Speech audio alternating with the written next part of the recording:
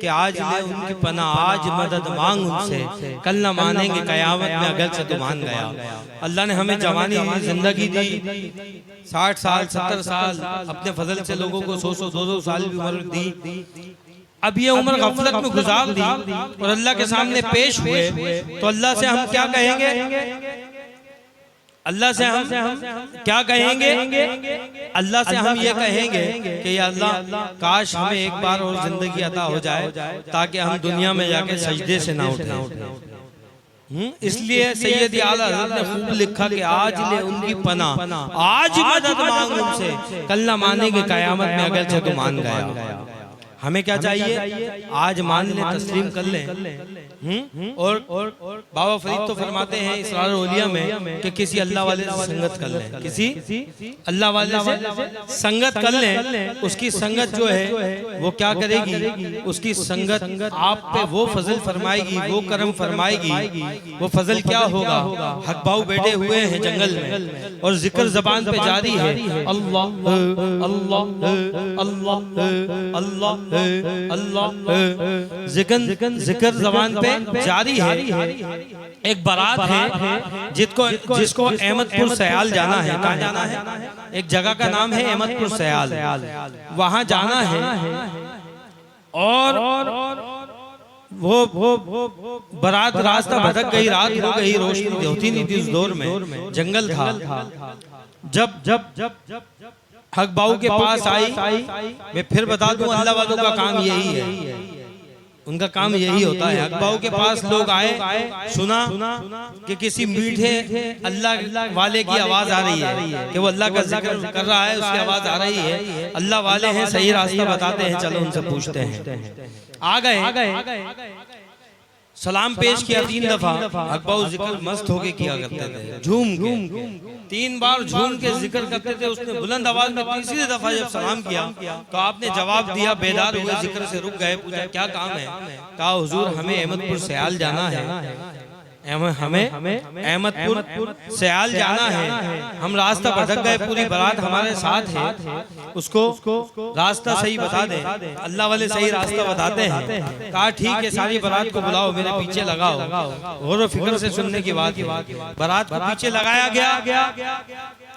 हक बाऊ 1 कदम चले, 10 कदम चले, रुक गए। ऐसा नहीं कि हजारों कदम चले हों, रुक गए। रुकने के बाद कहा देखो लोगों आ गया अहमदपुर। क्या कहा? आ गया अहमदपुर। लोगों ने आँख उठाई, देखा तो सामने गुंबदे खजरा, सामने गुंबदे खजरा था। बरातियों ने कहा हुजूर हमें तो अहमदपुर सयाल जाना था। आपने कहा वल्लाह अल्लाह की कसम मैं तो एक ही अहमद को जानता हूँ। मालूम में चला कि अल्लाह वालों का काम क्या है? वो गुंबदे खजरा से कनेक्शन कराते हैं। कहाँ से? गुंबदे खजरा से टूटे हुओं को जोड़ते हैं। अब हम वहाँ बारात में 1000 लोग होते हैं, कोई 100 200 500 1000 कितने लोग होंगे। अब उसमें सारे अल्लाह वालों की तरह नमाजी परहेजी तो नहीं होंगे, हम जैसे गुनाहगार भी होंगे, बदकार भी होंगे, सियाकार भी होंगे, लेकिन अल्लाह ने अपने वली को ये ताकत अता फरमाई कि उसने अपनी बातिनी निगाह से, सबकी बातिनी निगाह से पर्दे हटा के गुंबदे खजरा दिखा दिया। अल्लाह या गुंबदे खजरा सबको दिखा दिया। वक्ती तोड़ के सबकी आंख से आंख से पर्दा हट गया। सबने गुंबदे खजरा देखा तो मालूम ये चला कि मोहम्मद से वफा तूने तो हम तेरे हैं। ये जहाँ चीज है क्या लोहो कलम तेरे हैं। वो गौस पाक फरमाते हैं मुझे अल्लाह की कसम जिस तरह मैं अपने हाथ पे रखे हुए राई के दाने को देखता हूँ, राई के दाने को देखता हूँ, इसी तरह मैं अल्लाह के सारे शेरों को देखता हूँ।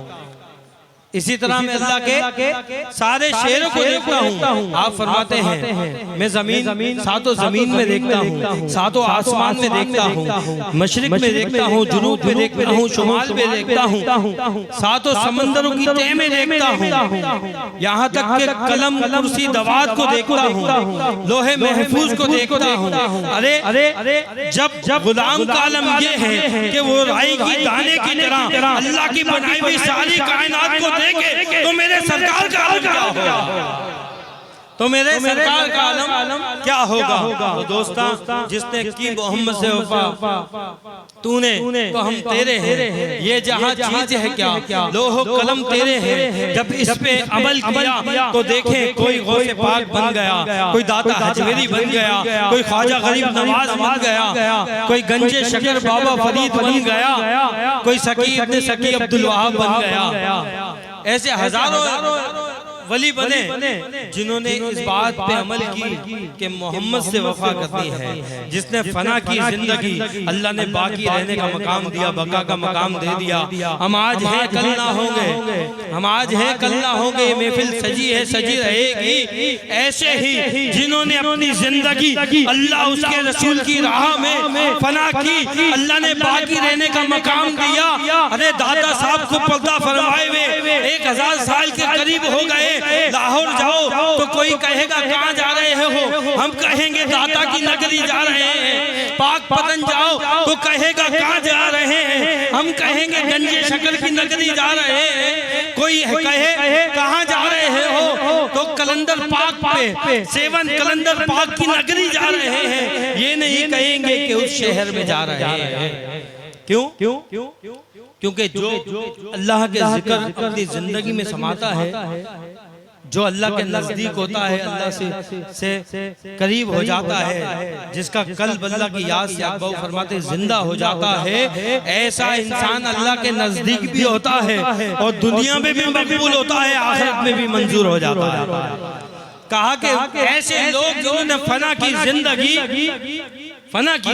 आज तो हाल है ये है कि लोगों के माँ बाप मर जाते हैं, लोग उनकी कब्रों को भूल जाते हैं, जाना छोड़ देते हैं, लेकिन दाता साहब याद रहते हैं, बाबा फरीद याद रहते हैं। कितना वक्त, कितनी मुद्दत हो गई विसाल हुए 500 साल दाता साहब को 1000 साल के करीब, बाबा फरीद को 550 साल के करीब ऊपर ही हो गए। तो आज भी उनका जिक्र है और रहती दुनिया तक रहेगा। क्यों? क्योंकि अल्लाह सुब्हानहू व तआला इरशाद फरमाता है फज़कुरूनी अस्कुरकुम, ऐ बंदे तू मेरा जिक्र कर, मैं दुनिया में तेरा चर्चा कर दूंगा। इनका चर्चा जब हुआ है अल्लाह या क्या इनका चर्चा जब भी है, इन्होंने अल्लाह का जिक्र किया, अल्लाह के नजदीक हुए, अपनी जिंदगी अल्लाह उसके रसूल की रजा में लगाई, फानी की, अल्लाह ने बाकी का मकाम दिया। इनका जिक्र रहते दुनिया तक होता रहेगा, कम नहीं होगा, बढ़ता रहेगा। आखिरी बात करते हैं, मैं समझता हूँ मैंने टाइम कुछ ज्यादा ले लिया हो। आखिरी बात वो ये कि एक शख्स था ऑस्ट्रेलिया में, अंग्रेज यहूदी, वो ये जमाती जो होते हैं ना, ये जो देवबंदी तबके से ताल्लुक रखते हैं, उनके साथ तबलीग के गए तो वो बैठा, उसको अच्छी लगी, अच्छी बातें लगी, उसने इस्लाम कबूल कर लिया, वो मुसलमान तो हो गया। जब वो कुछ अरसे बाद तबलीगों के साथ पाकिस्तान आया तो दादा साहब के दरबार से आगे से गुजरा तो देखने लगा, कहने लगा यार ये इतने सारे लोग यहाँ भरे पड़े हैं, ये कौन सी जगह है जहाँ इतने लोग हैं, हजारों लोग हैं, लाखों लोग हैं। दादा साहब का उर्स चल रहा था, हम जाते हैं तो हमने देखा है कि वहाँ मोबाइल नेटवर्क भी काम छोड़ देते, इतने लोग होते हैं। उसी वक्त वहाँ से गुजर रहा था, उसने देखा, देख के कहा कि यार ऐसा क्या माजरा है, ऐसा क्या मामला है, ये कौन है कि जिसके यहाँ मखलूक खुदा इतनी भरी पड़ी है। जब रायवण पहुंचे तो उसने वहाँ पूछा कि यार वो किसका मजाक था। उन्होंने कहा उधर मत देखो, वो बिद्दती है। कौन है? बिद्दती है। उसने कहा अच्छा एक सवाल का जवाब चाहिए, एक सवाल का जवाब चाहिए कि ये बताओ कि मैं मुसलमान हुआ और मैं वहां से यहाँ तक आ भी गया, तख्ते बिल्किस आया कैसे था? तख्ते बिल्किस जो था वो आया कैसे था, उसका सवाल का जवाब दो। तो कहा हमारे आलिम आएंगे, सबसे बड़े यहाँ के निगरां, उनसे पूछेंगे। तो इस चक्कर में उसने कहा कि 2 महीने का टाइम उसने लिखा है, बाकायदा पूरा अपना इंटरव्यू लिखा उसने पूरा कि 2 महीने का वक्त उन्होंने गुजार दिया कि वो आएंगे, बताएंगे, आएंगे। अब वो तो बताएगा वही कि जो चाहत रखे मुस्तफ़ा से, वो तो बताएगा वही जो निस्बत रखे गौसे पाक से, वो तो बताएगा वही जो मोहब्बत रखे कलंदर पाक से, वो तो बताएगा वही जो शीर रखे गंजे शकर से, वही बताएगा। किसी को क्या पता। कहा ठीक है। 2 महीने गुजर गए, 2.5 महीने गुजर गए, 3 महीने बाद उसने कहा यार वो बिद्दतियों के वहीं चलते हैं, जवाब मिलेगा तो वहीं से मिलेगा। वो आया लाहौर, दादा साहब के वहाँ आया, चप्पल उतारी, वुज़ू बनाया, अंदर आया। एक फकीर दरवेश है, वो आज भी आया था माशाल्लाह। वो वहाँ सहन में बैठे हुए थे दादा साहब के इधर उल्टे हाथ पे, तो वो वहाँ से गुजर रहा था। कहा बैठ जा, कॉफी पिएगा, ब्लैक कॉफी या चाय पिएगा? वो बैठ गया। कहा हुजूर आपको कैसे पता मैं ब्लैक कॉफी पीता हूँ? कहा मुझे पता है, तू अपने मुल्क से आया है, ब्लैक कॉफी पीता था, चल बैठ जा, तुझे तेरे मुल्क की ही ब्लैक कॉफी और तेरे बर्तन में ही पिलाते हैं। बिठा लिया उस फकीर ने, उसको बिठा लिया। आपने कहा कि जाओ ये जिस मग में, जिस कप में कॉफी पीता था, वो कॉफी भी लिया, उसका सामान भी लिया। थोड़ी देर में 10-15 मिनट बाद उसने क्या देखा, ब्लैक कॉफी भी आ गई। जो उसके घर पे सामान था कॉफी का, जिसमें वो कॉफी बनाता था, वो सारा का सारा बना हुआ ऐसा का ऐसा आया, और कॉफी उस फकीर ने निकाल के दी। उसको बोला पियो। जब उसने पी, गौर से देखा ये तो मग मेरा है। कहा हुजूर मुझे समझ नहीं आया, मैं तो ऑस्ट्रेलिया से आया था, मेरा मग वहाँ था, मेरे घर पे ये जग, इलेक्ट्रिक जग जिसमें कॉफी बनी है, ये भी वहाँ था।